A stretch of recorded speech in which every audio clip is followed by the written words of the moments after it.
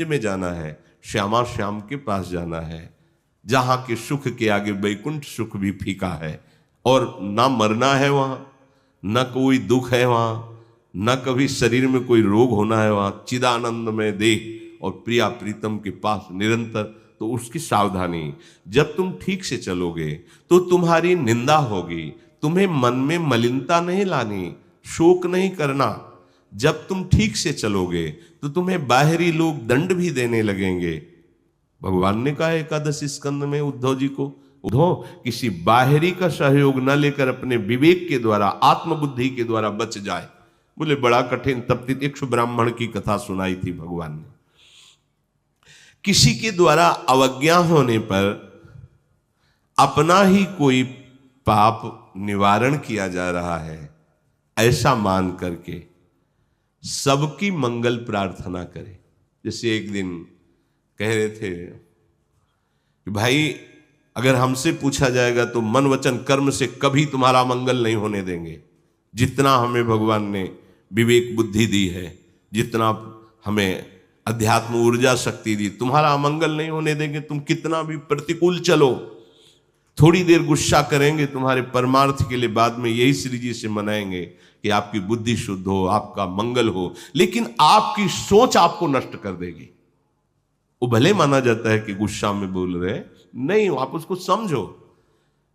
संत हृदय से कभी किसी का मंगल नहीं हो सकता। हम तो संत नहीं है, पर यहां महापुरुषों ने अपना अधिकार कर लिया है।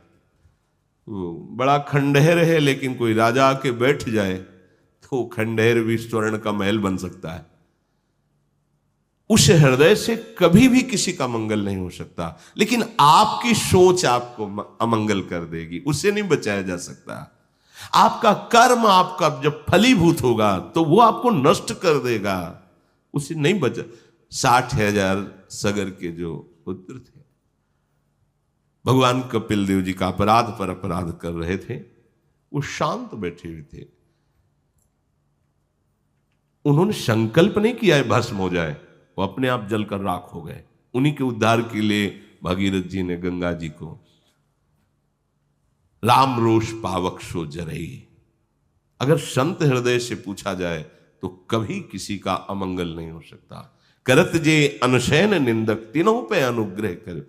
अपना बच्चा मार दे, अपना बच्चा थूक दे, अब तो माँ उसके लिए कोई दंड विधान करेगी क्या? तुम सच्ची मानो, चाहे जितनी अवस्था के बच्चे ही हो, अज्ञानी हो तो बच्चे ही हो।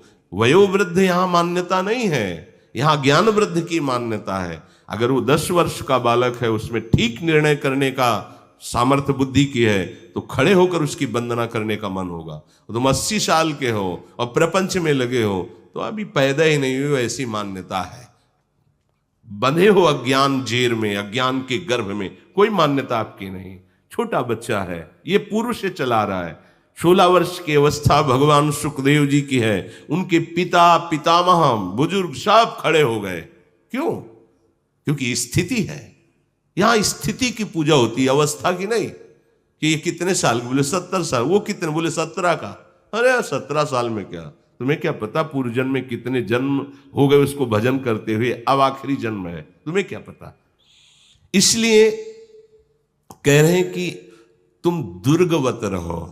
दुर्गवत किला, जैसे किले में रहने वाले को कोई जल्दी क्षति नहीं पहुंचा सकता, ऐसे ये दुर्ग क्या है? सत्संग ही किला है।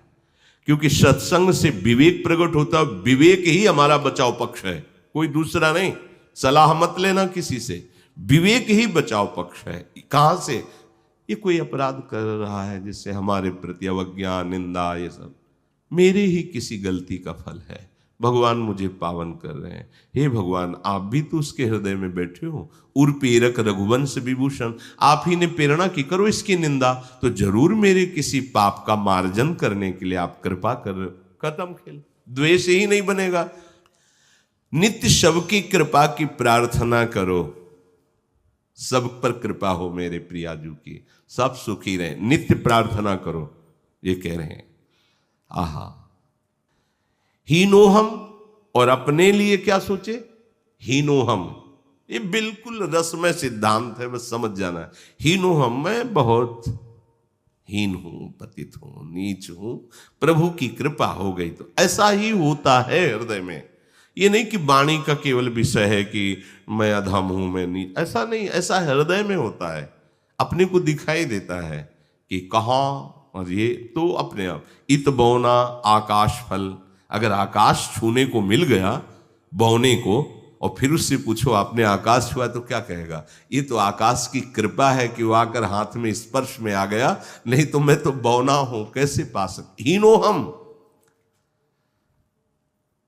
और जो आगे शब्द कह रहे हैं वो बहुत बड़ा शब्द है, अगर समझ में आ जाए तो कह लें स्व सृगालवत सुख घने स्थास्यामि वृंदावने। एक बार बुलाया, फिर दबका के भगा दिया, फिर बुलाया, आओ अच्छा रोटी ले, फिर दबका के भगा, फिर बुलाया। आपको चिढ़ नहीं आनी चाहिए। कई बार ऐसा करने पर भी आपके अंदर गुस्सा। महानता किससे सिद्ध होती? सहनशीलता से। एक बार समस्त ब्रह्म ऋषियों ने, भगवान तो सब समान ही है, पर जब लीला कर रहे हैं तो लीलावत भगवान की महिमा प्रकाशित करने के लिए ये तैयार किया कि तीनों भगवानों के स्वभाव का परिचय दिखाओ।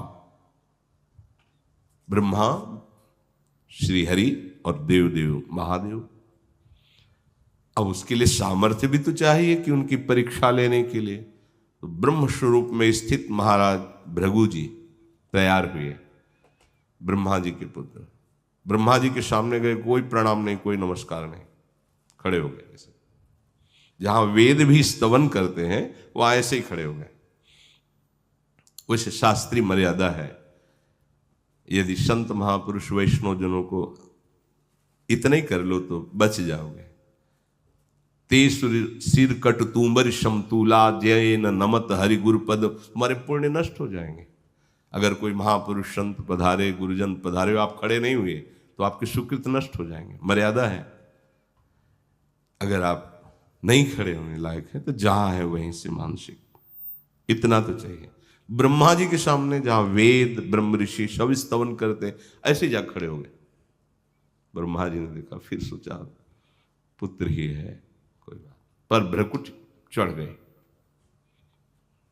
वो आज कुछ नहीं बोले, निकल गए महादेव जी के पास। महादेव जी ने कहा, आओ हृदय से लगो, बहुत दिनों बाद दर्शन दिए।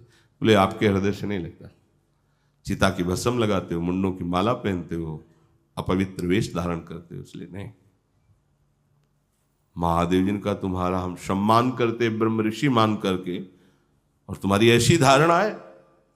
तुरंत त्रिशूल उठा के, दो रूप है, एक है कर्पूर गौरम करुणावतारम संसार सारम भुजगेंद्रहारम सदा वसंतम हृदयारविंदे भवम भवानी सहितम नम। एक महाकाल स्वरूप रुद्र।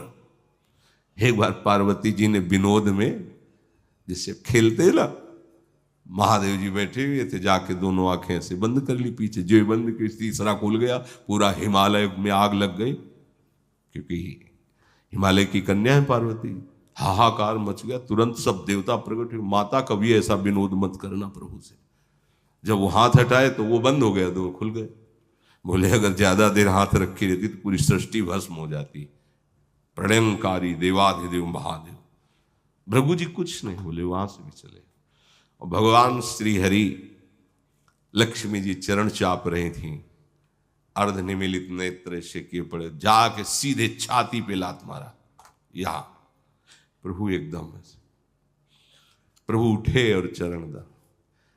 बहुत कठोर छाती है, आपके बड़े सुकोमल चरण हैं, चोट तो नहीं पहुंची। अगर पहले से सूचना मिली होती तो आपकी अगवानी करते, क्षमा कीजिएगा। आपके चरणों में आंसू आ गए, रोने लगे। और फिर ब्रह्म ऋषियों की सभा में आके कहा कि भगवान के तीनों स्वरूप समान ही हैं, पर हरि का जो उदार स्वरूप है, हरि का जो करुणा स्वरूप है, अद्वितीय है। आज भी भगवान भृगु चरण चिन्ह को धारण करते हैं। भगवान तो फिर भगवान अपने भक्त को ऐसे कैसे बना देंगे कि कोई जरा सी बात कहे रो दे, जरा सा अपमान करे वो चिढ़ जाए। जब हमारे स्वामी इतने सामर्थ्यशाली है कि ठीक छाती पे लात मारा जाके तो क्या करे, हमारा हृदय बड़ा कठोर है, छाती बड़ी कठोर है,